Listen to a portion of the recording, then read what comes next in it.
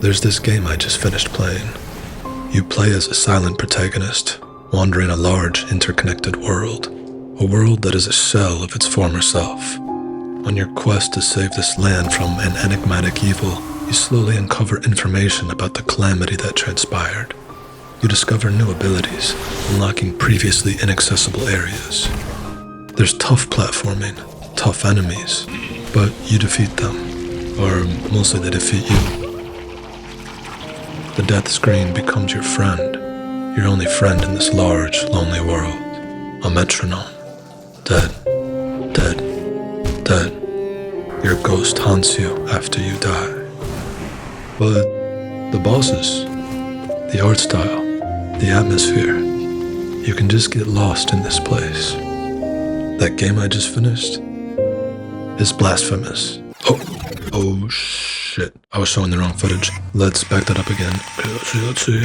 Silent protagonist, interconnected world that's all messed up, abilities, inaccessible areas, platforming hell, tough enemies, death screen, dead, ghost, cool bosses, yeah, show a little bit. Atmosphere, getting lost. Okay, cool. All caught up. Blasphemous is just Hollow Knight, but creepy. Hollow Knight took the cuteness style and turned it all the way in one direction. Blasphemous turned it so far in the other direction it broke.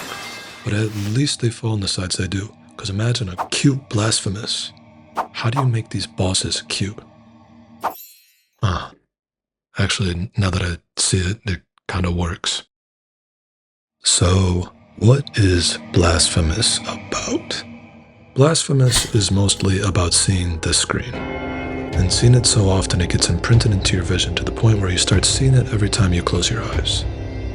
This is a hard game. Over 1% of my 20 hours of gameplay was spent dying. I died a lot. The enemies are tough. The bosses are brutal. But dying is a learning experience. With every death you gain some knowledge about the environment, about the enemies, how they move and attack, how to avoid them, what their weaknesses are, their openings. And over time, you get better.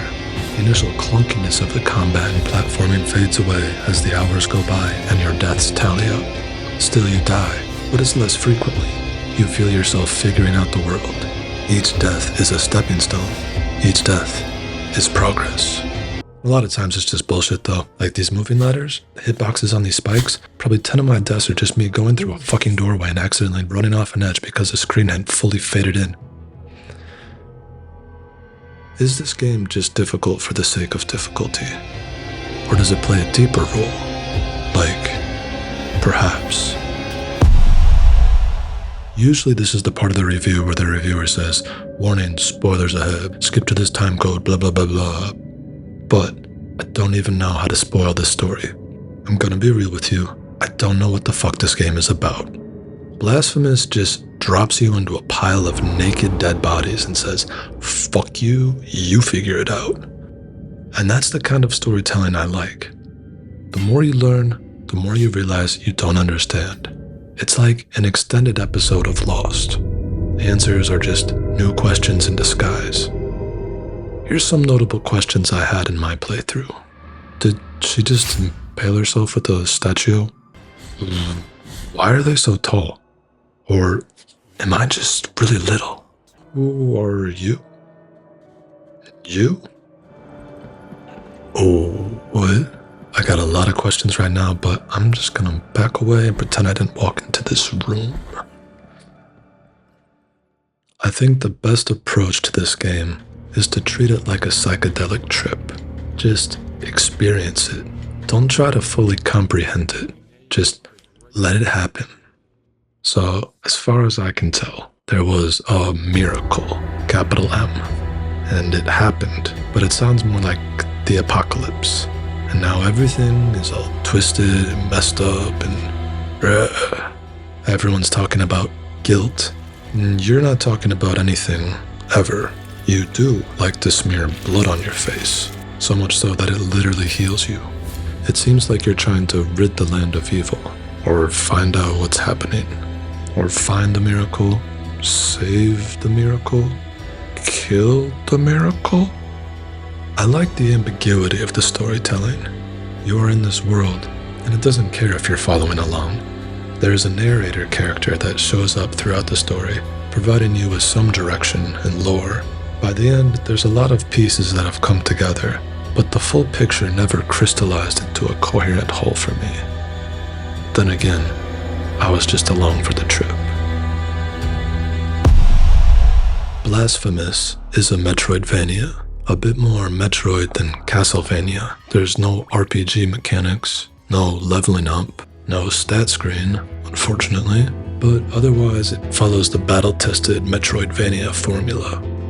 Explore, encounter inaccessible area, continue exploring, fight boss, find the key, usually an ability or quest item, but sometimes it's literally just a key.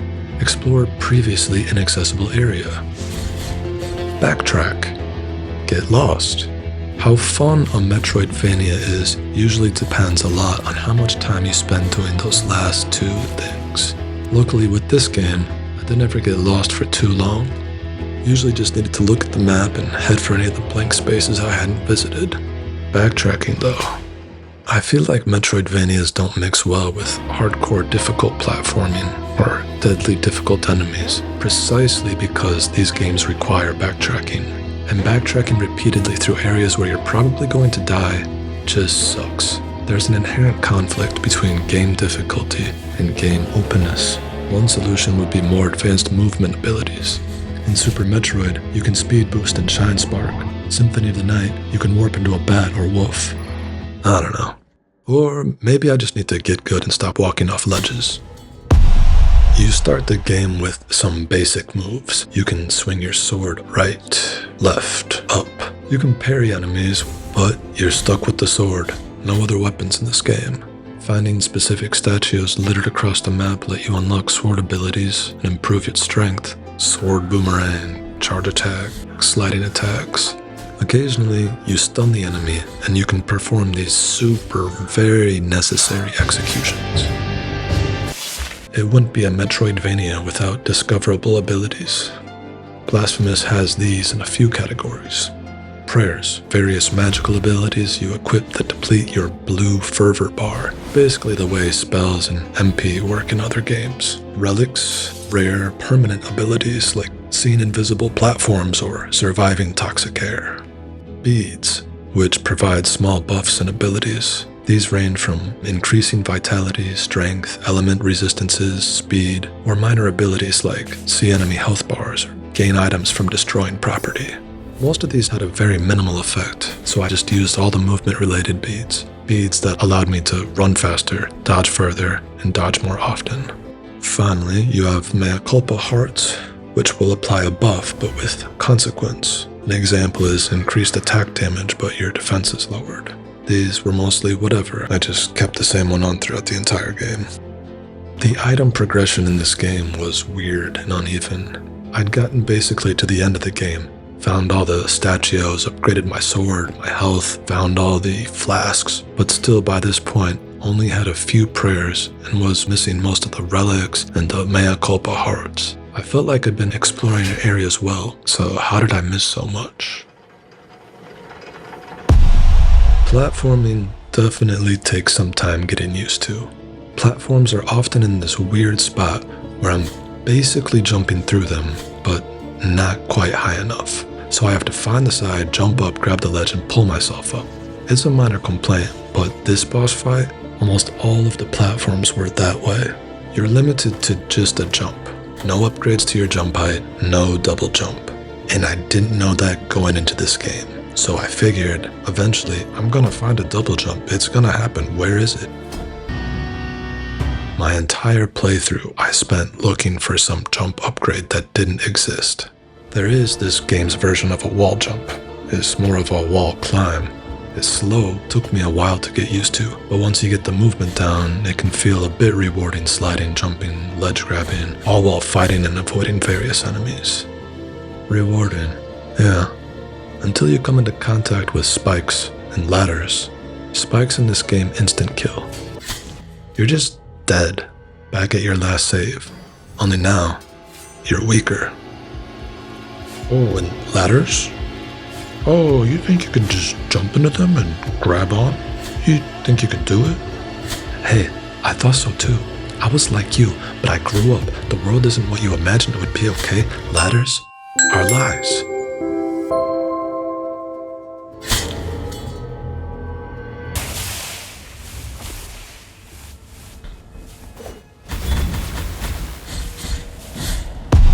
Combat in Blasphemous is challenging, but once you move up the learning curve, it also becomes rewarding. And then it becomes repetitive. This is hurt by the lack of movement abilities and enemy variety. I feel like each area has just a few main enemy types, and those get recycled into similar but stronger enemies later on. Repetitive.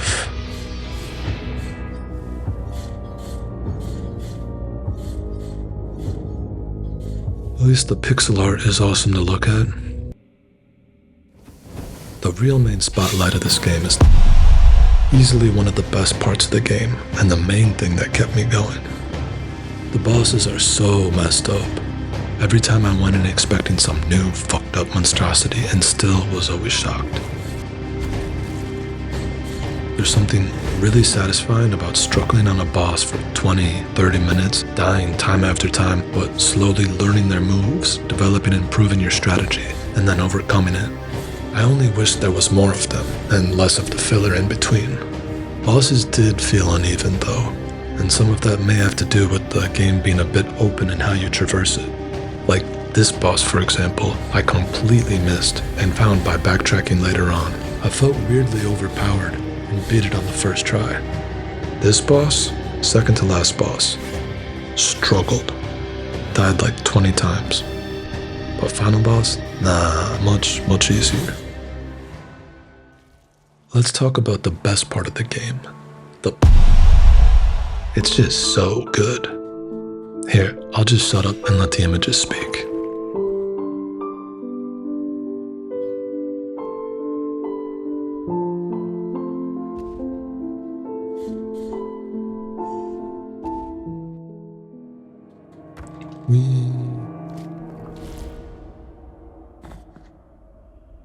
Where am I?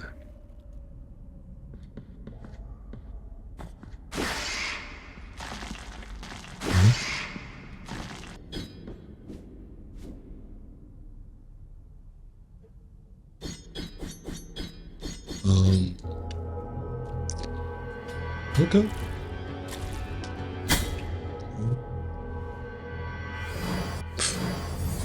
What? This is not a perfect game, if you haven't noticed already, but there are some standout. No stat screen.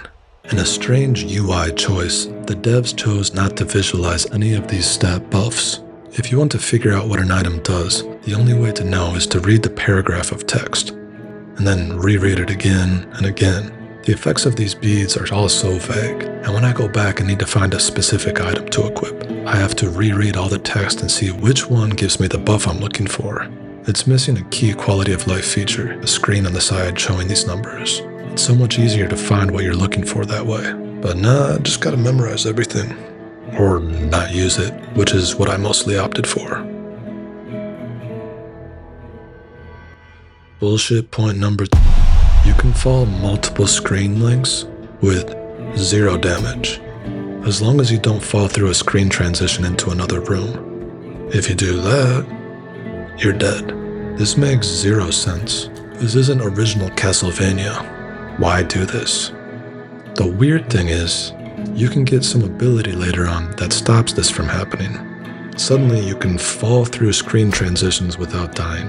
Suddenly the game works like it intuitively should. Sure, this ability opened up some new areas, but the mechanic to me felt too self-aware of an upgrade, like the game was aware of its own screen border and rules around them. It just felt weird and took me out of an otherwise immersive experience. No double jump. There's no advanced movement tech. Late game backtracking gets super tedious when you can't move easier or faster. Spikes. There's been an evolution when it comes to spikes in Metroidvanias. Spikes, of course, are bad, but How bad? Over the course of 30 years, things have changed. In Super Metroid, spikes hurt, but they're not usually lethal. In fact, speedrunners purposely jump into them as a way to move faster. In Symphony of the Night, spikes suck a little bit more, run out of MP and turn back into a human at the wrong moment.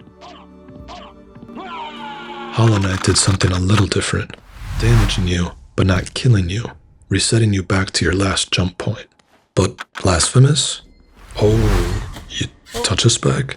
You even touch the area around the spike? You dead. Hopefully you saved at a shrine recently and nearby. Hopefully you don't need to backtrack too much. Huh. Much like the people of Blasphemous' world, the spike mechanics in this game are broken. Which brings me to point number 1. The Miriam Challenges. 5 timed platforming courses.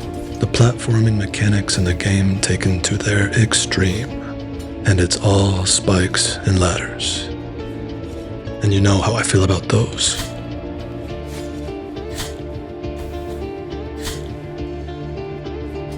Here, this is a video of me dying 170 times doing these. Alright, we're coming to the end of this review, so here's the Metroidvania Scorecard. Let's take a look. Combat, 8. You can unlock a variety of moves and combat abilities. Enemies are challenging but a bit repetitive. Movement, 4. Movement speed is slow. Wall climb, slow. No double jump, no movement upgrades. Bosses, 9. Bosses are awesome, wish there were more. Platforming, 4. Maybe 3. Platforming is often janky. Spikes, ladders, Miriam Challenges. Everything would have been better with more movement abilities. Story? I don't know, like 7, 7.5. I get the feeling that the story of this world is as deep as you want it to be.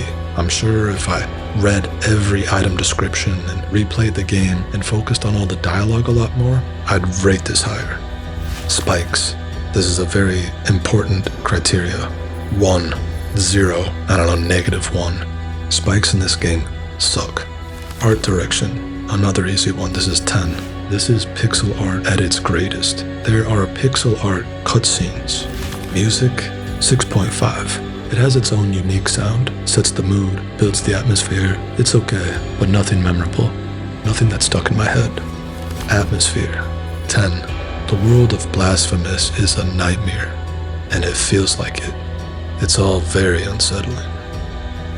Overall, Blasphemous gets a solid 7.5 out of 10.